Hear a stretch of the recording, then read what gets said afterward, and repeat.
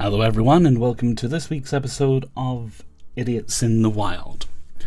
First up we have, former acquaintance lured me in with a donation to my organization, and then decided they were entitled to try to move in with me. By J. Cat. So as adults we had less and less time with each other. You end up with social media friends who were more like acquaintances from your past, people you talk to once in a million years. Well, the other night, one of my old acquaintances reached out. They wanted to donate supplies to the organization that I volunteered with, and was heavily involved with. Naturally, being a helpful person, I said, "Oh, absolutely, thank you." I told them where to donate and what our hours were. Well, the next thing they told me was that they didn't have a car, so I would need to come and get it. They lived all the way across town from me, about a good half-hour drive, no short trip. It turned out I was going out that way anyway because I had family whom I needed to care for. So I said, sure, how about I do a porch pickup so that way I can go about my day and get the donation. I thought this would be easy peasy. Right? No, they kept insisting that I come over and meet them face to face. Which I thought was weird because I never once offered to do that. Plus, if you wanted to look at their face, you could have done it any number of times in the intervening years. I was a brutally overworked person with family who completely depended on me, as well as someone who worked about 65 hours a week. I gently and politely explained that to the acquaintance over and over again, but they kept getting pushier and pushier, completely ignoring what I was saying and really demanding a meet-up in person, and then all of a sudden they mentioned their living situation out of the blue. I thought it was really weird. Why were they talking to me about them moving next month? But anyway, since they couldn't respect my boundary, I put my phone down and went about my day. I didn't have time to argue with someone. There were errands to do and people to take care of. I texted the acquaintance back about 8 hours later saying, "Hey, I can come pick up the supplies, but I really can't come in and socialize. I have a crabby little one with me who needs to be put to bed," which was absolutely true. The acquaintance was suddenly infuriated with me. "Fine, we'll dump the supplies out front of our building." Then they told me they had made plans to go out and hang out at a bar, and they were disappointed in me for not joining them.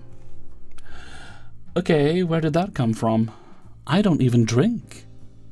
Well, anyway, I picked up the supplies in the dark. It was completely pitch black out, and I had no idea where I was going because it was an unfamiliar neighborhood, but whatever, I found what I was looking for, picked it up, and headed home. I was ready to go to bed after a long day of being an adult with lots of responsibilities. Then I got a text later on that night. I thought the acquaintance was drunk. They were shaming me because I didn't want to meet up. I guess they had an ulterior motive in mind. They wanted me to meet up with them so badly because they were going to ask if they could move into my place. I had just bought a home by myself about 2 years prior, so I had a stable place to live right then. Meanwhile, these acquaintances had been financially unstable and had to move every 6 months to a year. Not that I pried into their lives, they usually blasted it all over social media, so I was roughly aware of what was going on. I was then sitting at home, getting those half-sensical drunken texts about how I should be ashamed of myself for not hanging out with them. Yeah, because they sound so stable and such a good time. They had nowhere to go next month. They couldn't afford the rent where they were planning to go to. Well, maybe plan to go somewhere else. And they needed a place to stay. They were low on funding and putting everything on credit cards. I thought they were hoping to guilt-trip me into taking them in. But you'd never get rid of them if you did, though. But, honestly, I had a feeling something was really off when they kept insisting I come to their home. It gave me the same kind of chilling vibe that a man offering me candy to get into his truck would give off. You know what I mean? But never in a million years did I expect a request like that.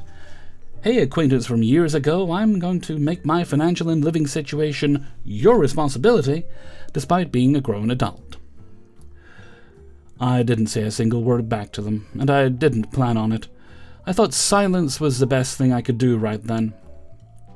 Perhaps they would wake up, see their disgusting text to me and reflect on their actions, but then again, they seemed like they were entitled, maybe they wouldn't. I didn't know, nor did I care. I didn't feel guilty for 1 second for not wanting to go up and visit with them. I was actually really proud of myself for trusting my gut instinct and realizing something was off about it, despite all of my driving, gas, and effort to find the supplies for the organization that I volunteered with. I did not get even a single thank you. Instead, I was sitting there getting those drunken, insulting texts.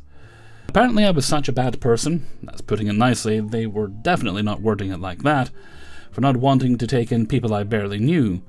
I could see why their housing situation never lasted long. Who the hell would want to take in people like that? I bet they would be an absolute nightmare of a roommate. Oh yeah, you can guarantee it would be the kind of situation where it's your house but you're made to feel like a guest. Also, why did they think it would be my responsibility to make sure they were taken care of? It seemed to me there were quite a bit of assumptions going on there. Little did they know I have bought a small place. It isn't even big enough really for me. It's like a tiny house.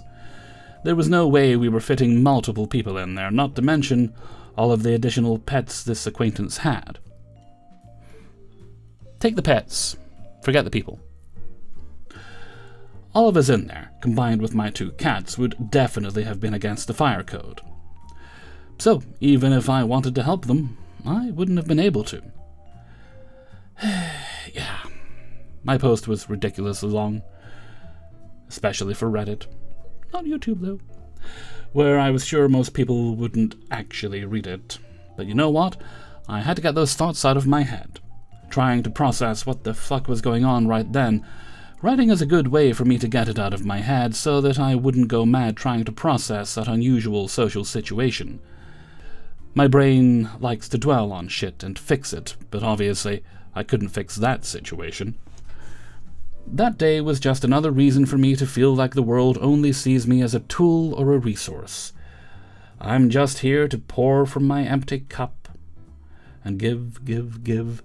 My feelings do not matter. People only see what they can take from me. I will forever be an outsider going into a world that I never belonged in the first place. Please don't argue with me on that. Oh, you set your arse down, I'll be there in a minute. I have lived that reality for more than 30 years. I am an adult with high-functioning autism. It is unfortunate. But what are you going to do? I can't force the world to think of me as a person. The world is going to be as cold and brutal to me as it wants to be. Well, there is the end of my long thought process. If you took the time to actually listen to my words, then I sincerely thank you. Hope your day is going better than mine. I was so detached right then, I didn't feel an ounce of anything. I was just like, okay then. I don't know what's going to happen to my acquaintance friend, but I'm certainly not letting them back into my life anytime soon. Well, as you say, there was absolutely no reason for that person to assume that they could move in with you. It doesn't even sound like there was a friendship that they could presume on. The arrogance of them. As for the rest of it, that's not a healthy way of thinking. That's actually pretty concerning. So I'm going to have to argue with you on that. I'm going to have to... You said please, but I'm going to disrespectfully argue with you on it. I'm older than you, and the world can be a fucked up place, but there's lots of good people in it. There are communities to be found, and there's different ways of interacting with the world. You'll find your people eventually, if you want to find them. Not everybody does. I am a relatively solitary person. I don't need a lot of people in my life, but I still need a bit of human contact now and again. I learned that during COVID when I was like, you know what, this isn't actually that bad. And I honestly went the longest time in, complete isolation, not going out, and I was perfectly happy. Then one day I had to go out and buy something in a shop, and just the act of talking to the shopkeeper was like drugs in my brain. It was, oh my god, contact with another human being. I guess I need it more than I thought. So what I'm saying is just don't give up on the world because there's a lot of sucky people in it. The fact of the matter is most people don't suck. Most people are kind of smack dab in the middle. Then there's the people who will become your people, and that's different every time. It's going to be different for everybody. And I hope you find your people one day. Okay, that's the title. Story number 2. Get the fuck out, you racist dipshit! By my girl Flower. I was having a lovely slow day at work with no more than 2 customers in the store. A lady comes to my counter and buys maybe a few things and decides to pay in cash. So I do what I usually do. Take her money, count it, count her change, and give it to her. The entire interaction has gone swimmingly so far. I was being polite. She was smiling. We were making small talk. But when I hand her the change, she suddenly becomes irate. She accused me of throwing it carelessly into her hand. I apologized. Don't do that. No. Don't apologize. I mean, okay, I don't want to give people the impression they should never apologize. You should definitely apologize when you've done something wrong. That's strength of character. But you shouldn't apologize when you've done nothing wrong, because apologies are important and they should mean something. And don't give them to people that don't deserve them. I tend to move a bit fast while I work, so I might have dropped them into her hand a bit quickly. That's my mistake, of course. But instead of accepting my apology, she proceeds to rant loudly. Again, you don't even know if you actually did drop it quickly. At the end, she says, "You must not have been born in America, because that's not how we do things here." That's not what I've seen. Immediately, I'm upset. All I say is, "Excuse me?" And she just talks over me and continues to rant. More racist bullshit going on about how I need to go through training again because clearly I wasn't taught well enough. This was the first time I've ever had an encounter with a racist person in my life. At the time I was 18, had just moved from Florida to South Carolina alone. Ah yes, the exotic country of Florida. I hear they have men there. And was dealing with a lot mentally. I just snapped at her. We argued at the counter. I told her to get out. Racism is not tolerated in this store. She refused, continuing to yell at me. I kept asking her why she was being racist, telling her I was born and raised in the USA. Born down in a dead man's town. And she has no right to speak to me in that way, even if I wasn't. She demanded my manager, so I called for him. He came up to us with a grin on his face, no sense of urgency. Do I sense a manager who has an employee's back? A wild and rare creature, but let's read further. She told him that I threw her money at her, while I told him that she was being racist. She told him to hold his hand out, and demonstrated how I handed her her change. She threw it much more violently. She then told him to hand it to her properly, told me to watch, and he handed it to her gently with a smile. She yelled at me, "That's how it should be done!" He told her to have a good day, and she stormed out. My manager just smiled at me, shrugged, and walked away. Well, apparently he didn't have your back. Apparently he was fucking high. The adrenaline from the interaction wore off for me, and I started sobbing inconsolably. While crying, an old woman came up to buy her things, looking at me awkwardly as I apologized for crying. Wiping away tears with my sleeve and struggling to breathe, she said nothing and left. I felt more embarrassed than I ever have in my entire life. The next day, I was pulled into the office by a higher-up manager who asked me what happened. I told her, and she watched the footage. She treated me with kindness and told me she was sorry it happened, and to get a manager ASAP if I ever feel unsafe. Side note, I'm Latino, and the racist lady was black. It made me so confused. Don't people of color as a whole experience racism? Oh, girl, there's assholes in every group. You must understand how terrible it is, so why are you being racist towards me? Because you're not part of her group. Side note, I'm Latino, and the racist lady was black. It made me so confused. Don't people of color as a whole experience racism? You must understand how terrible it is, so why are you being racist towards me? Well, that's because racists see people who are not of their ethnicity as being other. It doesn't matter if you're also part of an ethnic minority. AKA, there's assholes in every group. I just needed to rant. Thank you all for your time. Story number 3. It finally happened, my first entitled parents story, by Usual Fail 8839. A little background. This happened to me just yesterday after a doctor's appointment. I was going back to my place. You have to cross through a park to get to the buildings. A park that is always full of children and their families spending time together. I had a bag with medicines which included a small glass flask. I think you all might know where this goes. I was minding my own business on my phone while walking across, when I feel a soccer ball hitting me hard enough in the wrist that it makes me drop my bag, and making the flask shatter on impact.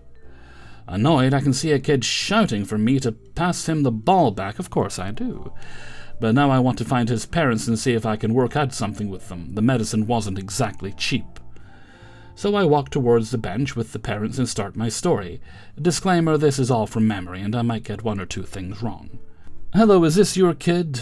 That one with the soccer ball? Karen says, Mine? Why do you ask? Oh, I see, it's just that he hit me with his ball and made me drop my medicine. And? Well, I just wanted to ask if we can work something out for the medicine cost. I know this makes me sound, and I realize now that I should have dropped it instead of asking, but I was pretty annoyed in the moment. Why? You're the one that dropped it. You should be paying for a new one. Why should I get involved in this? Because your mistake's the one that made them drop it. The medicine is very specific and expensive to get. I'm not implying for you to pay all of it. Maybe we can go half and half. For you being clumsy? I'm not paying anything. She looks at the nice parent next to her and starts talking Spanish. This is a good point to say that my native tongue is Spanish, but if you looked at me, you would not think I could. Yes, bueno. I will translate the next few things she said. Can you believe the gall? Teenagers these days have no respect or manners.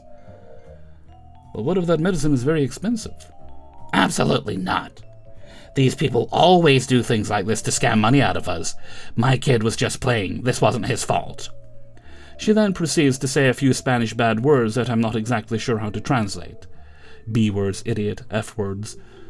Let your mind go wild. She probably said it. While all of this was going on, I was just standing there and listening to her go on and on. That is when I see the same soccer ball that hit me come very close to where we were, and I hear the same kid asking for the ball back. The catch? He asks me in Spanish. So of course I pick up the ball, pass it to the kid, and answer in Spanish. Here you go, kid. The Karen's face turned red as tomatoes, looking me up and down. The rest of the conversation proceeds in Spanish. So are you going to sit there and keep insulting me, or are we going to talk normally now? The Karen then proceeds to call her kid over and make him apologize. Not gonna lie, the Karen looked like she was very angry at the kid, because she's embarrassed. Almost as if he was the one bothering her and making it hard for her. I'm not sure. Okay, he apologized for breaking your medicine, now it's your turn. What? Apologize for what? Having the gall for asking for money for an accident. This is not how you should act with older people or approach them. I will not apologize, gall or not, this was very expensive. How would you feel if I broke something of yours like this? You would get mad at me and want me to pay for it, right? After this, she just said more bad words and left with her child. Absolutely unhinged from her. But it wasn't all bad. The nice parent starts to talk to me. She always gets like this. Don't let it get to you too much. She then hands me a card for a pharmacy. This card gives a promotion in X pharmacy. It should work for your medicine. I hope it helps you out. I thank her and wish her a good day. If it works or not, I don't know, but it sure made my day better. But the Karen, the gall in some people, am I right? Thank you for listening to my rant, even if I'm a little wordy. Hope you enjoy and have a nice day. And story number 4 is Houseguest by Phlebas3. So a couple of weeks ago, a friend of mine, henceforth friend, who runs a restaurant, asks me if I can have a friend of his, henceforth guy 2, sleeping at my place for 2 or 3 nights. I live close to his restaurant, the friend lives in the suburbs, and his flat is tiny. Guy 2 is a chef, and supposed to help friend with cooking. Why can't he stay at your place then? Of course, I should have said no, as I don't know Guy 2, but there are precedents. Last summer I had another friend of friends, Guy 1, stay there twice, then he should know better than to ask again. Guy 1 lives in the sticks, so the first time he stayed because he missed his train. The second, because he had to take a flight very early. Both times he came in the evening, left at the crack of dawn, and left everything impeccable. Plus he's a goldsmith and a very intelligent man, and I like hearing about practical crafts. He also wanted to take me to a nice restaurant. I refused, but nice, and to fix everything in my flat again, refused, but nice. Guy 2 is in Copenhagen because his idiot daughter decided to move here with her boyfriend. Neither of them having a job, flat, or qualifications. Guy 2 is supposed to wake up every day, look for flats for her, then hang around with friend all day, sleep here, rinse, repeat twice, get out of my hair. In the meanwhile, I get to hear about cooking from a pro. Why not? I do, however, ask him first thing to confirm he's only going to be here 3 nights. He confirms. First day he wakes up at 8:30 and gets on with the program. Second day he wakes up at 10:30, gets on with the program. Third day he wakes up at midday and gets on with the program. There wasn't supposed to be a 4th day, but on day 4 he wakes up at 1 p.m. Friend calls him several times to eat together, but he tells friend to get stuffed and keep sleeping. He wakes up while I'm eating. I offer because I'm Italian, and that's how we roll. He eats half my food, which I had made for myself alone. The Italian rolling thing implies he'd refuse. He mentions nothing about moving out. Doesn't matter, he agreed to 3 days. There wasn't supposed to be a day 5 either, but on day 5 he wakes up at 2 p.m., ignores friend again, eats half my food again, mentions nothing about moving. Day 6 is the same, save that this time I make enough food for 2, and he doesn't eat. At this point I realize that 1, he was last in Copenhagen 30 years ago, and has no idea how hard it is to find a flat today. 2, he doesn't have a return ticket. 3, he is already talking about starting a restaurant, i.e. moving to Copenhagen himself. Well, you're gonna need a place to live for that, mate. 4, he is starting to refer to my flat as home. 5, he shows no gratitude whatsoever.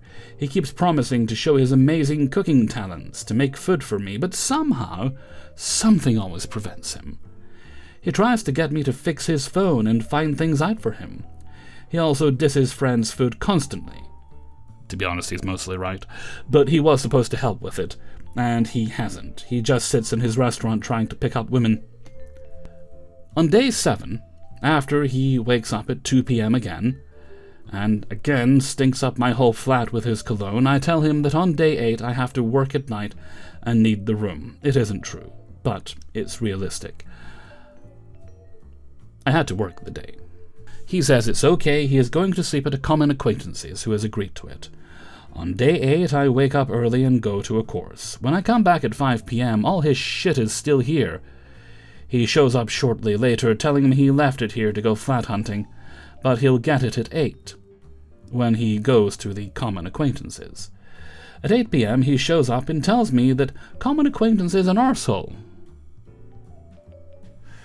who didn't show up and doesn't answer his calls, and he's going to sleep in the back of friend's restaurant. I tell him, okay. I imagine he expected me to say, no, sleep here. And off he goes, without picking up his shit, which he's going to get later because, anyway, you're up working. At 10:20 p.m., he shows up and tells me there are still too many people in the restaurant. It closes at 10 p.m., and he'll come back later to pick up his shit. I realize he's just going to come back with stupid excuses all night until I admit I'm done working. So I wait a while, go to friend's restaurant, and deliver his shit myself. That was very kind of you to do that for him.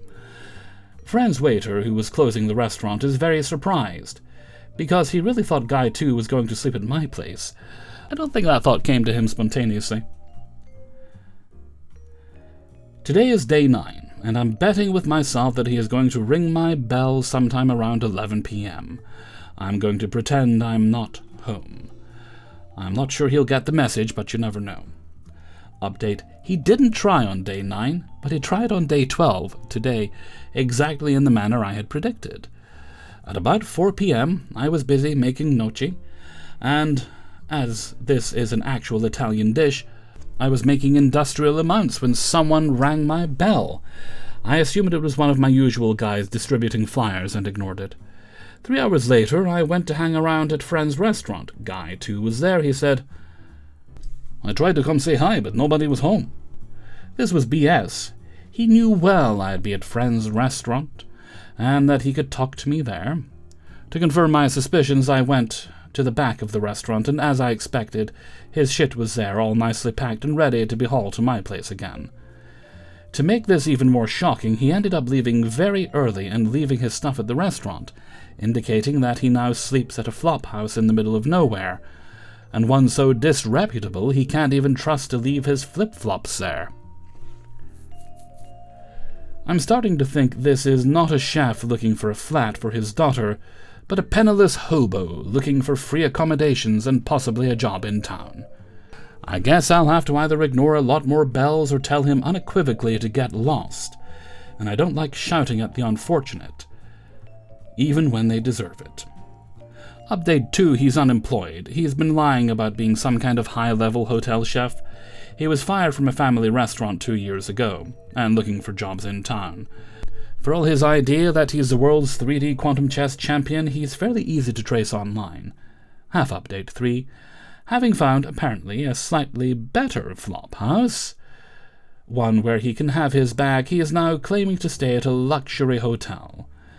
I wonder how he'll weave it in when he inevitably tries to get free accommodations at some suckers again. I think your friend with the restaurant shares a little bit of responsibility here for putting you in that situation, and I hope you keep that in mind in future. Alright, 5th and final story is anonymous. A few years ago, my son made a friend at school, which doesn't sound strange, usually, but my son is autistic and has issues with social skills, and was in a special classroom for kids who have social and behavioral issues. He was around 8 years old. I was excited for him and wanted to encourage their friendship. He asked if they could have a slumber party, and I eagerly agreed. I did insist that I meet his parents first, though, because I wanted to make sure that everyone was on the same page as far as expectations. Pick-up and drop-off time, bedtime, food, medications, etc. The day of the sleepover came, and his friend's mother comes to meet me. She seems nice enough, and we get along well and exchange numbers. When she came to pick her son up, we talked again, and found we had a lot in common, and make plans to hang out. A few weeks later, we decided to get our nails done together. We go out and have a great time, and then she suggested a restaurant to have dinner. We arrived and had a great time until the check comes, and suddenly she realizes that she didn't have her bank card. Oh, what a mistake! She had used cash to pay for her nails. I told her it was no big deal, and pay for us both. First red flag. We start hanging out when the kids get together, and it becomes a regular thing that she comes by on the weekends to drop off her son, and we would hang out for a little while. Then she would leave, and the boys would have a sleepover. Always at my house, and always last minute. After a couple of months, I let her know that I would be busy and not able to do sleepovers for a couple of weeks, because my mother was ill, and I needed to go out of town to help her. She suggested that I take the boys. No. She then said that they were responsible, and since I had a teenage son, that he could watch them. No. She was upset, but I was firm. She didn't call me for a few weeks. Then one day I get a phone call out of the blue from her. She begged me to pick up her son from school and keep him at my house until she or her mother could get him. I agreed and picked him up. He kept asking what was happening, but I didn't know myself. The next day I bought him some clothes and took him to school because I couldn't— that's child abandonment. Couldn't reach her and continue to call her. Finally, here we go, right before school let out, I received a call from the county jail. It was her. She begged me to please bail her out of jail and that she swore she would pay me back. Something tells me she's not to be trusted. I asked her what happened and how much, and she told me it was all a misunderstanding, and it would only cost $200. So I picked up the boys, and my oldest watched them while I went to bail her out of jail. She explained that she got into an argument with her neighbor, and they had started destroying each other's yard decorations. I was absolutely flabbergasted. This is a grown woman? Anyway, the police were called, and they were both arrested and taken to jail. She tells me that her neighbor is her former best friend. Really? At this point, I want nothing to do with her anymore, but I have her write a note saying she will return my money in 2 weeks when she gets paid. A few weeks go by, and she is constantly asking me to have sleepovers, and keeps assuring me that she is going to pay me. I agree to let them have a sleepover because I'm not going to punish them just because she broke her word, and she doesn't even get out of the car to drop him off. Later that night, her son tells me that his mom is mad and told him that he had to stop being friends with my son because I wanted to take all her money, and that she would have to sell his PlayStation because even though I was rich, I wanted her money too. She also told him that he would have to make a new friend so Mommy could have her breaks. Mommy almost got an extended break. I was furious. Not only had I bailed her out of jail, but I had provided for her son. I then asked where his mother was when she dropped him off, and he told me that she would go to the casino or bingo on the weekend, and he wasn't supposed to call or bother her. When she came back to pick him up 2 days later, I demanded that she pay me or I would revoke her bond. She angrily gave me my money and swore at me that I was taking the food out of her child's mouth. I didn't hear from her for months, and my son said that she wouldn't let her son come to our house. About a year later, I got a sympathy card from her for my mother's passing, and she asked if we could get together and have the kids have a sleepover. Nope. Also manipulative bitch to do it that way. Cheesy crazy. Oh, that was the last story. Okay. And that brings us to the end of today's video. Oh, I'm a little off-center. Big thanks to everyone who allowed me to use their stories. If you'd like to support the channel, you can sign up for my Patreon page, which is linked in the description. $1 or more gets you early access to all the videos at once on Monday. There's also a link to my merchandise store over on Teespring, as well as my Discord server, my Threads account, and my email, which is kingofthecities@gmail.com if you need to contact me. That's everything for now. Tomorrow is meant to be the hottest day we've had this summer, it seems to be, or certainly one of the hottest days. So I'm trying to make sure I get my work done today, so if it's too hot tomorrow to work, I can just vegetate on the sofa. I probably will work later when it cools down though, but we'll see. Anyway, until next time, thank you very much for watching, and take very good care of yourself.